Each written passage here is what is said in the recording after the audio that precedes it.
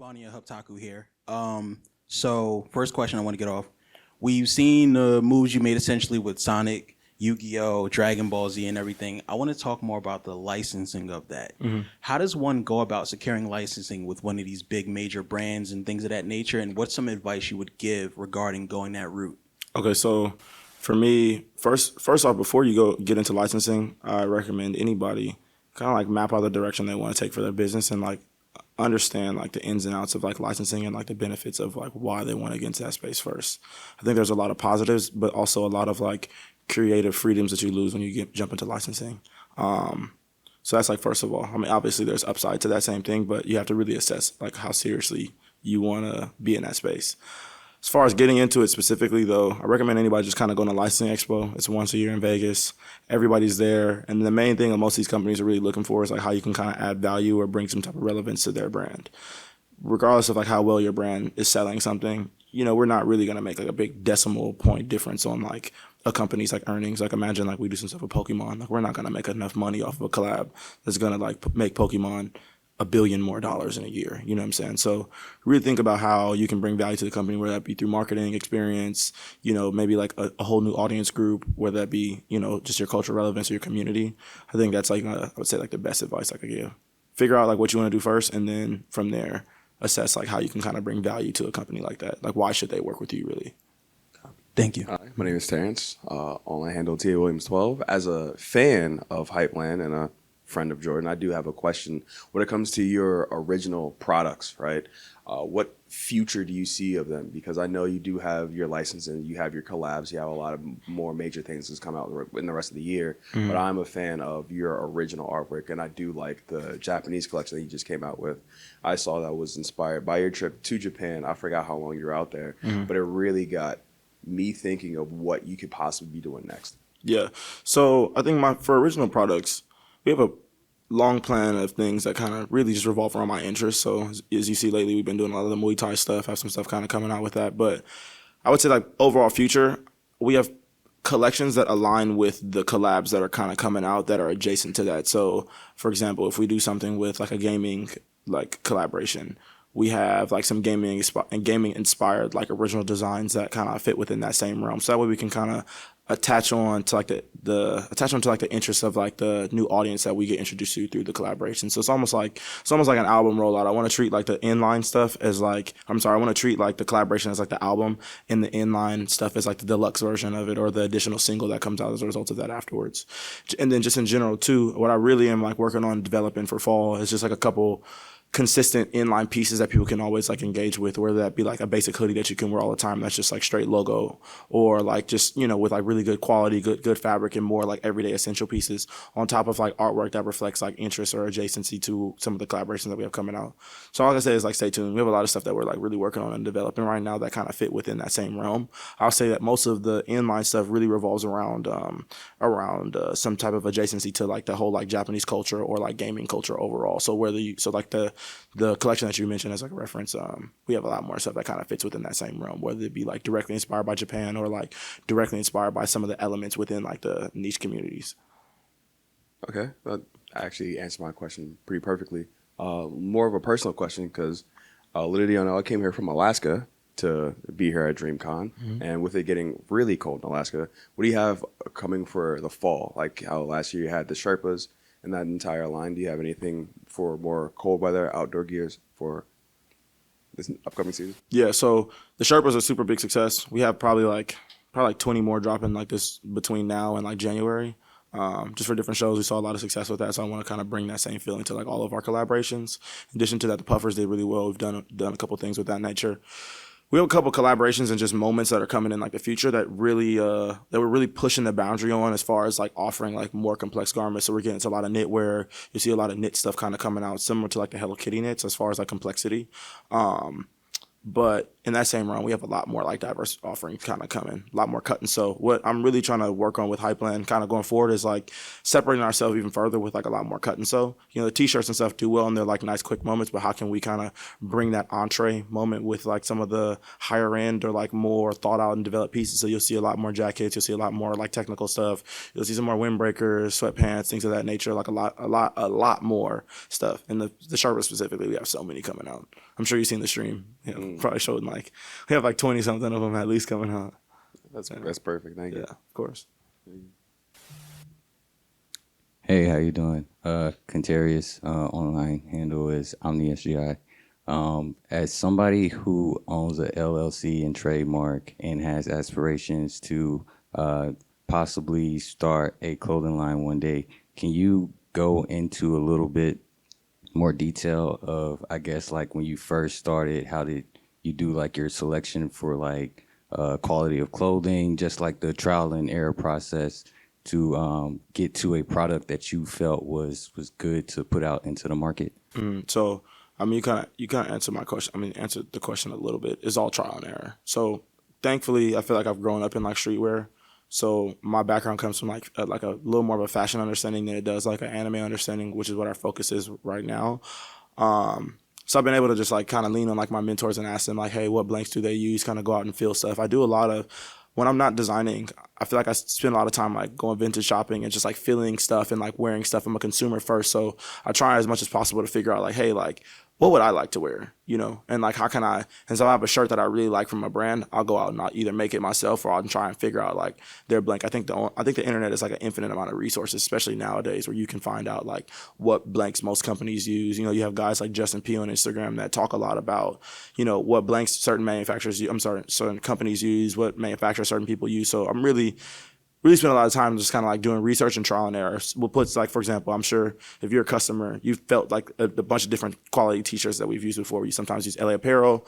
We get the feedback on that, see what people don't like the neck, then we pick something that's a little thicker, maybe like a shaka, or we'll do something else where we'll be like, okay, like maybe we'll try and garment dye our own color t-shirts and get the feedback. So a lot of it is really just like testing until we find like one thing that's been resonating what resonates with the customer the best.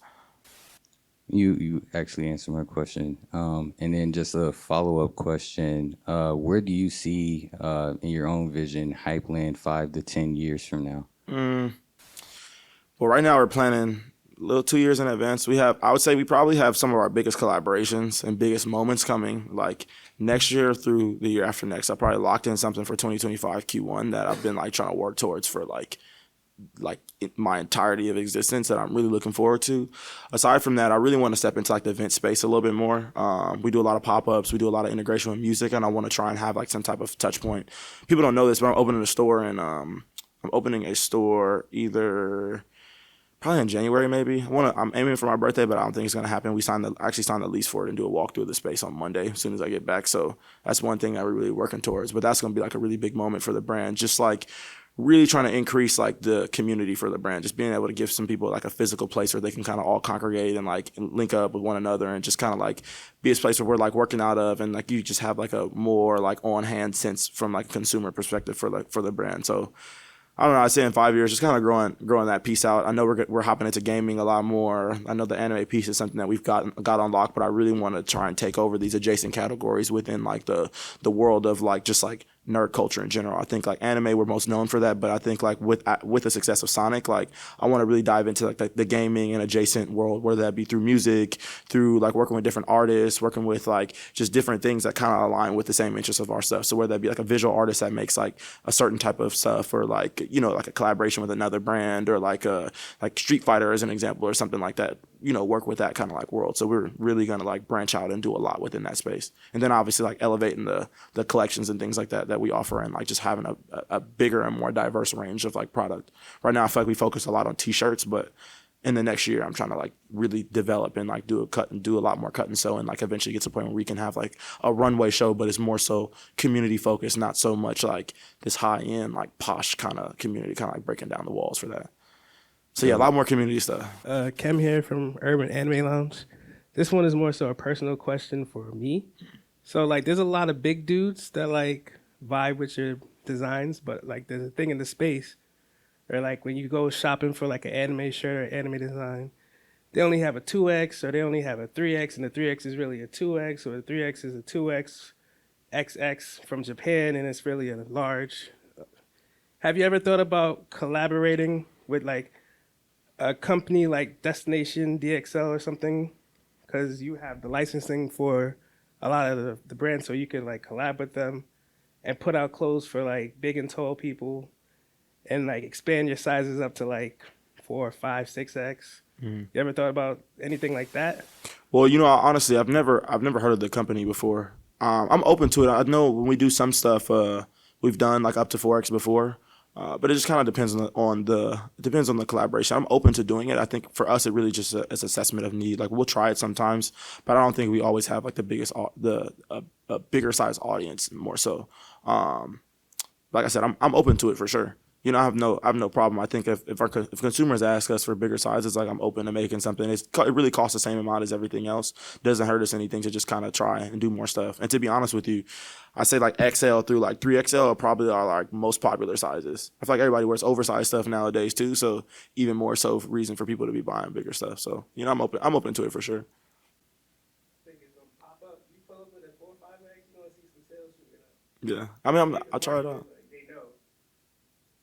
Yeah, no, I'll definitely try it out. I'm open to it for sure. Hey, my name is Cleveland from Miami New Times. My question is for you is when it comes to licensing these brands, working alongside these conglomerates, has there been a time where they kind of try to restrict your creative control? And if so, how do you go about that?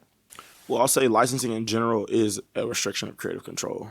But I'll say for me personally, I think like true creativity is being able to work within like a box and being as creative as possible within that box. I think that's what I was saying about the advantage of licensing versus the disadvantages. I think when you work with like a collaborator, they're always going to have their own opinions of things. And then if like a creative Naruto has the things that he wants to protect for his brand. So, it's extremely limiting. I say for me, I've been doing it for so long. So like I kind of have a better understanding of like how, like what'll push. And like every licensor is different, but I guess to like navigate that, really like I try and move backwards a little bit. So I design from like as best as possible basis without the restrictions in mind, and I get their feedback afterwards on like what to take out, rather than say, like I know they'll approve this. Let's make this instead. I want to try and push the boundary and have you come back, because a lot of times what happens is like we'll do some stuff, and if they really like it, they'll advocate for us, and it'll pass rather than us like kind of playing it safe for the first time. I'm like a very risky person where I come with like any type of thing outside of clothes. So for me, I'm like work backwards, give you the best product first, allow you to kind of like chop it down afterwards so I can take things out or get your feedback, rather than say, hey, let me give you the dumbed down version and then kind of like spark it up afterwards. So I recommend just kind of like working backwards and saying, hey, look, like here's the best thing, and you might know that it won't get approved, but I'm gonna give you the best option anyway, and then let's work together to approve it as close as the best option as we can. You know what I'm saying? Yeah. Also, when it comes to fashion, is very diverse, from not just streetwear but high fashion, whatever the case may be. But why did you choose streetwear, and what does that mean to you? So I chose streetwear because that's where I came up from. So Hypland originally started because I grew up in streetwear. Like I was in, I think, like 6th grade when I discovered like a brand like the Hundreds and like that whole like skate culture. So for me, like just had some personal relevance. It started off as a streetwear company first. Growing up in LA, I got to see brands like Supreme, Diamond, the Hundreds, like that whole Fairfax space kind of bloomed. So naturally I was like, hey, I like this. Like, let me try and make this myself. Hypland wasn't like an anime streetwear thing first. It was just kind of like regular streetwear, probably for like, I think until like 20, maybe like 18, I think, from like 20, and I started the brand in like 2010. So it was like, a long period of time before, we got into like the whole anime stuff. But then also I think for like just the anime consumer in general, I think streetwear is the most accessible. I love when I see brands like do collaborations with like Loewe or like Louis Vuitton or whatever, but that's not the most accessible for like a consumer. I feel like with streetwear you can touch more, you can touch more lives. Not everybody has the money. I remember being a kid and just not being able to afford like a $30 t-shirt. Right. And I feel like with streetwear, you at least can like attain that. If I started selling $600 jackets, like nobody would be wearing it, because like I'm not even spending $600 on a jacket, so why would I charge my consumer that? You know what I mean? It's like honestly, as much as possible, I feel like I have this like double and divide where I want to like offer like the best quality T-shirt of like what I personally like and like these crazy ass jackets, but I know that it's not always possible from like a consumer basis, because I know like my consumer doesn't want to pay that much money, and I really don't want to charge people that much money. We only charge, like, I think our biggest caveat that we get all the time is like pricing, and we only charge that much because like obviously like I have to make money on this stuff, and it costs money to run a business. But it's like, if I could make things cheaper, I would, just because it, like, one, it just helps more people wear stuff. I want more people wearing things. Like, it doesn't do me any good to have stuff sitting at a warehouse, you know, in downtown and not selling, you know. And like working alongside Virgil, what's the best advice he's given you? Bro, to focus on one thing. I think like I have a YouTube video where I was like 18 or 19 at the time, and like the best advice or the biggest takeaway I had from that video was that as humans we have many interests, but not all of those interests need to be reflected in like your business. And after we had that conversation, he was like, yo, like, you have this flag stuff at the time that's was doing all that stuff. You have this like high-end military piece that you want to be a part of. You have this anime stuff. He's like, you need to focus on one of them. And like literally a few months later, I had a dream that I collaborated with Dragon Ball Z. And I went out and like told one of my homies, and we drew up a bunch of designs. And my mom was like, you absolutely cannot do that. And like coincidentally, my mentor and like one of my good friends who owns that brand, Chinatown Market, hit me and was like, yo, I'm going to this show called Licensing Expo in Vegas. And he's like, I'm leaving tomorrow. And this was like days after my mom had told me no. We got into a heated argument about the fact that I want to do this like unlicensed thing. Went out there, got told no by everybody except for Viz, and they gave me the bleach license. So I think I don't know, man. It's just, you know, it's been quite the journey when it comes to that stuff. But yeah, man, it's just been a natural transition. I would say biggest advice, takeaway, just focus on one thing. I think that you can start many businesses, but when you focus on like one thing, your brand becomes known for that, and it's easier to market it. It's easier to align it with it. It's like if Hypland did a million things, you wouldn't see a million people wearing it because you confuse your consumer. But now it's like everybody knows, like, yeah, you guys are the best, like, nerdy pop culture, like, lifestyle brand. People come to us for that. When brands want to do collaborations, we're the brand that introduces them to that space, or we're like the gatekeepers of that. If we were doing a million things, you wouldn't be able to tell. You'd be like, you know, what's going on with the Hypland brand. So my name is Koi, handle Koi in Motion. So I like review anime clothing brands, and I don't know if you do sponsorships or anything like that, but if you've done sponsorships, why do you do it? And if you don't do sponsorships, why? So we don't do direct sponsorships, but we do seeding though. Lately we haven't been seeding at all, just because our team has been like compact down a little bit more. So I've been taking on like a lot more workload for like other people. But I plan to get back into seeding. We do like press kits and stuff like that, especially around new releases. That's actually a big goal of us for the near upcoming future, just to kind of increase our presentation and just have like a better like seeding representation as it relates to like TikTok and social media, and like sending things to people like you who review the brands. Because I know you have your audience and community, and I think people really trust your voice. So I mean, if you want to get into that, just shoot me a DM. I'll keep it in mind because we haven't started it again yet. But once we do, I'll like keep you in the loop and put you in our database and kind of get some things going. I really appreciate that. Yeah, of course. Vania Hubtaku here. So I actually want to speak regarding marketing. And one of the things I think y'all are doing right is Instagram, things of that nature. Y'all be boosting y'all posts and stuff to reach mass audiences.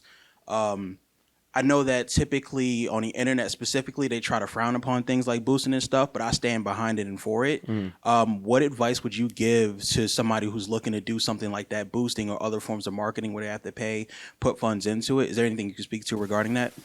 I think honestly, spending money on marketing is probably the most important piece of your business, to be honest with you. If you don't spend money on marketing, nobody will know your brand exists, which is really like the most important piece. So I know some people frown on boosting. I think it's like a good tool. We really use it around pop-ups just because you can like really refine results and have it be a part of like a certain demographic. So if we have an event going on, it's like obviously people are going to see it. Social media is one of the most like touched on points. You could reach billions of people at the touch of a button. So why would you not market on there?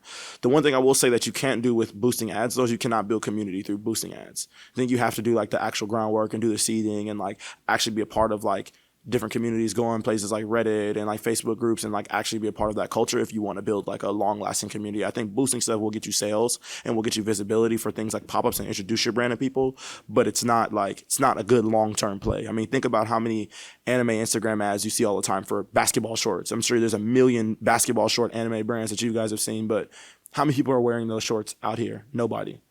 You know what I'm saying? Like, it's like you see them all the time just because there is no real community. But it's like Hypland, on the contrary, it's like I'm friends with all these creators. You know, I'm here doing these things, and I'm like I make an effort to be a part of like this culture specifically at Dreamcon. So it's like so that way it's when you come here you see it because it's part of our culture. You know what I'm saying? I don't think you can build that through running ads. I think ads is like the icing on top of the cake, but you gotta bake the cake in order to put the icing on top of it. I respect that. And regarding the baking the cake in itself, I know that y'all's Discord probably is one of the most prominent ones that I'm a part of. What can you say regarding to building that Discord and getting those fans in there? Do you start on, say, social media like Twitter stuff first and then tell them come in? Or do you say, hey, Discord first, and then they branch out that way? For us, we built it kind of backwards. We made the Discord after the brand was a little bit bigger. I'll say we need to work on the Discord a little bit better. I want to have somebody that's like constantly managing that and doing like more community activities within that space to just kind of keep people really engaged. I think it gets hard and lost because it's always like one of those things that's not always constantly paid attention to, or at least by me specifically. I have a team that kind of does, but my advice for like building Discord, I think you have to build that. I don't know. It's kind of my advice for building a Discord. I think you have to build like your own community first, at least for like a brand. For me, at the end of the day, like we're a clothing business.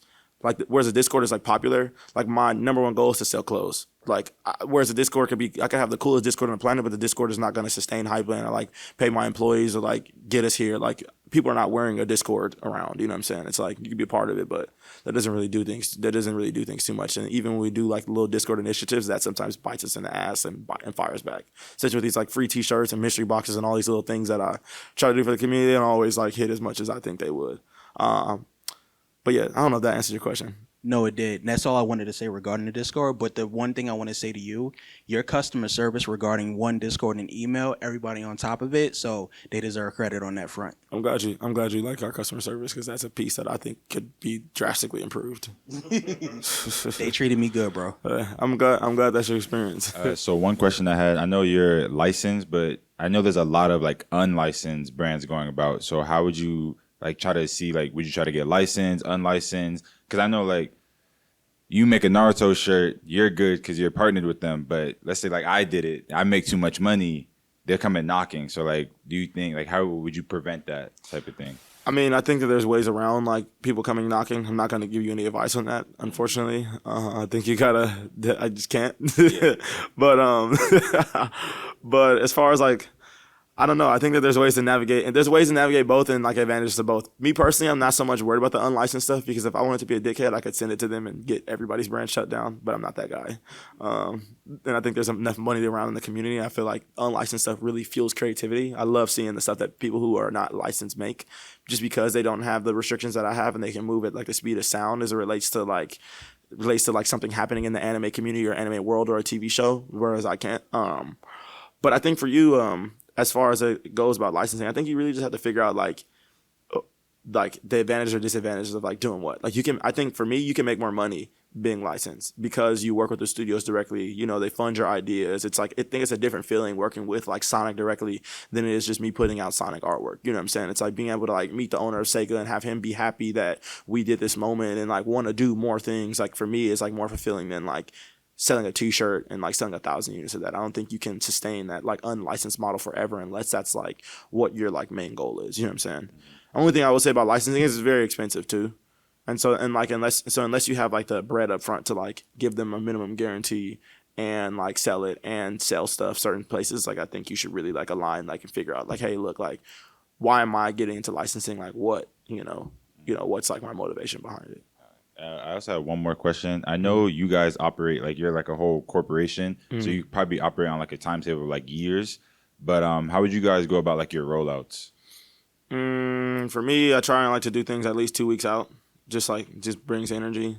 Do some type of teaser post, boost that, kind of bring general awareness to a new audience that has not seen our collaboration. Kind of like have them wondering like, what? There's billions of fans out there in the world for a lot of these collaborations that we've done. So try and increase the visibility as much as possible. And then really for me, I like to have some type of like touch point that people can kind of engage with the brand on. So I like pop up so much, or like these little parties that we try and throw, or like just like the little influencer stuff. I want to try and like cap on that a little bit more.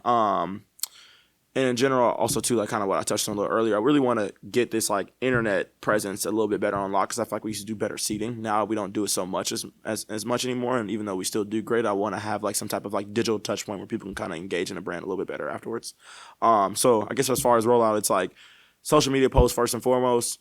seeding and influencer stuff, so that way you hit those like niche audience and people who like are actually in those communities, like community leaders that people trust, and then some type of touch point in person where people can kind of engage with the brand. And like I think it establishes trust because you can come and actually touch the physical product and get it, rather than us being like an Instagram store where you don't know if you're going to get your order or not. You see an Instagram ad and it's like you don't get shorts for 6 months, and then when you finally do get them, they feel like paper thin and trash. You know what I'm saying? You guys laughed. You might have had the experience. Wonderful. Hi, my name is Tori. My question for you is, in lieu of situations like Shein getting hit with the RICO charge, or people just having more cultural Shein.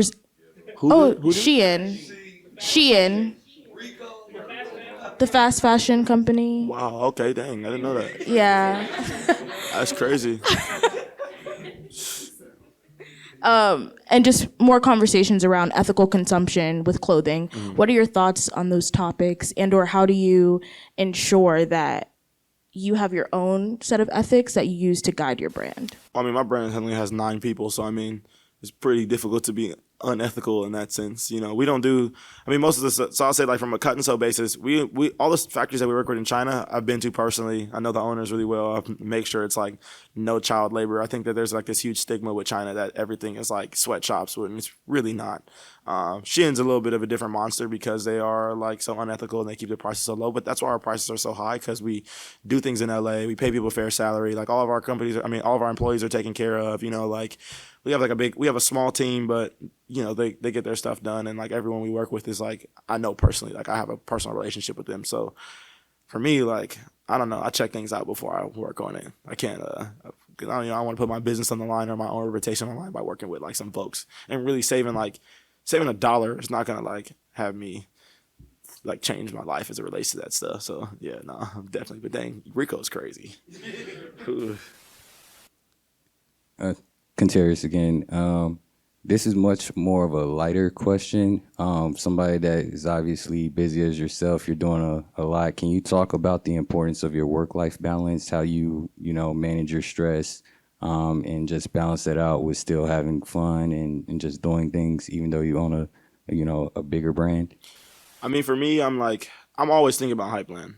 Probably like 24/7, at least as it relates to like ideas or like something kind of that I'm looking forward to in the future. But really, I work it as like 9 to 5. After like 5 or 6 o'clock, unless it's like something that I really like need to do at like late hours, or I'm working on something that I'm really motivated by, I try not to work on Hypland beyond like when I'm at the office. I spend a lot of time with my friends. Like Josh, my 2 best friends are like literally sitting on the front row right now, and like we go outside every weekend. On the weekends, I don't work on like. On the weekends, I try not to work on Hypland unless it's like really important or something I'm like working on. I go to therapy. I try to journal. I read. I do a lot of things like outside of like just the business. I feel like, I'll be honest with you, and I kind of be a little more open. I feel like when Hypland was first like getting started and blowing up, like they'll tell you like in college I didn't do anything but like play basketball, go to class and work on my brand, and work on my brand. Like that's it. Didn't go out, didn't go to parties, didn't do anything. And I feel like I worked super hard to attain like the success that I have right now, where I was able to take care of my family, my mom, etc. But when all that stuff was like coming, that was probably like the darkest period of my life. Like I was like very confused on who I was outside of just like a business owner. I felt like I wasn't more than just my brand. And that's allowed me to kind of take a step back and realize the importance of like having an identity beyond your business. You know what I mean? And like now I'm like, I just make time for myself under any circumstance. Like I'm not going to miss like a party because I have like something to, I mean, within certain means, I'm not going to miss something because I might want to work. It's like the work will always be there tomorrow. These experiences that you're missing out on, they won't be there. It's like more the life than being successful and really chasing after material. It's like, it's cool to buy the house. It's cool to buy the car, like take care of these people, take care of these things. But it's like, if you can't enjoy it, like, what are you doing it for? You know what I'm saying? It's like if dudes like Jeff Bezos can be like almost a trillionaire and get 8 hours of sleep every day and like be on vacation and do things like that, like I should be able to do that same thing. And I'm not even making like anywhere near as like what he's doing. So I don't know. I try and strike a balance as much as I can and like really make an intentional time to like take care of myself and like my friends and my family and exist in the presence beyond just the business, because, Hypland's going to be there. And if it's not, like I'll do something else, but like I'm always going to be Jordan. Thank you. That was a good question. How you doing, man? Big fan of your work. My name is Jerome. I'm a 3D artist, and I'm trying to transition to putting my work onto a shirt. And I was wondering, how do you make your artwork pop? Because I see, for example, your Sonic collection, you didn't just have Shadow on a cover. You had 3 different angles of Shadow. And so I was wondering, what gets you going with your inspiration of making the character Shadow interesting on a shirt? Honestly, for Sonic specifically, pulled a ton of references from old video game covers, album artworks, posters, like anything you could think of, you name it, vintage T-shirts, things that have been done. I spent a lot of time like buying clothes or looking at clothes, whether that be my brand or somebody else's brand. I think there's like a ton of different compositions that you can like learn about by just like being a consumer yourself. Like, shoot, soon as this is over, like I'm going to a vintage shop right after this just because I want to see some more stuff. But I think for me, I think it's just like being a constant consumer helps me like kind of apply that same thing because I don't come from a background of anime and I come from streetwear, and like my love for clothes is really what fuels like the success for Hypland or the drive for Hypland. I try and integrate those same innovation that you see in like higher end brands or like the shirts that I like to buy into our brand as well. So it's like would I wear a shirt with Shadow, just Shadow, and it says Shadow on there? Absolutely not.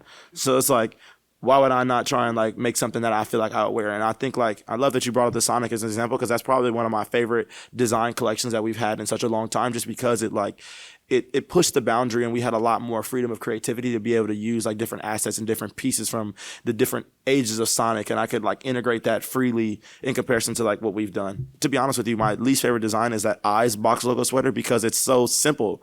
And it's like, it's a great design. I think you need the simple stuff, but I feel like there's so much more creative composition that you could have on a garment than just putting a character's face in a box. It's like, oh brother, again, like if you like the eye stuff, I don't judge you though. It's cool, but it's not my favorite.